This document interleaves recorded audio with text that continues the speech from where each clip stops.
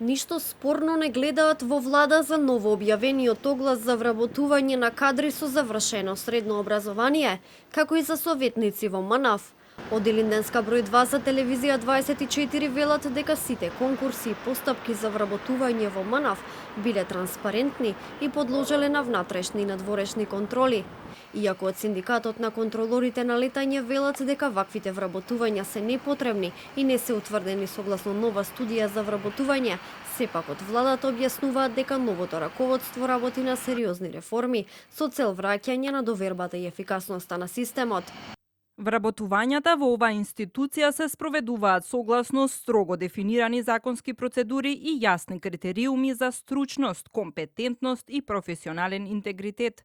Сакаме да потсетиме дека ова предпријатие со години наназад беше символ на клиентелизам и злоупотреби, што резултираше со правен хаос.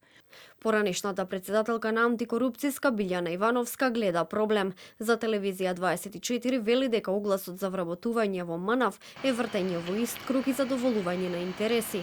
Проблемот со критериумите за вработување, пресметките на додатоците за прекумерна работа и начинот на прераспределба на вработените во МНАФ, како што рече, е забележан уште во 2018 година од страна на Државен завод за ревизија. Постојано се вртиме во ист круг и препораката е дека надлежните органи за управување и раководење треба да преземат активности со што ќе обезбедат пропишување на критериуми за вработување, прераспоредување на постојните вработени и така натаму, што значи дека наодот кој што е даден пред 7 години се уште не е надмин.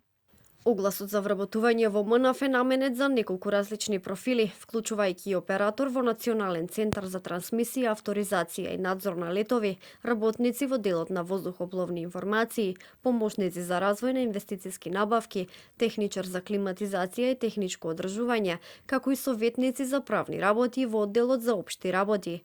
Платите на сите вработени ќе им бидат од 50.000 денари па се до 90.000 денари.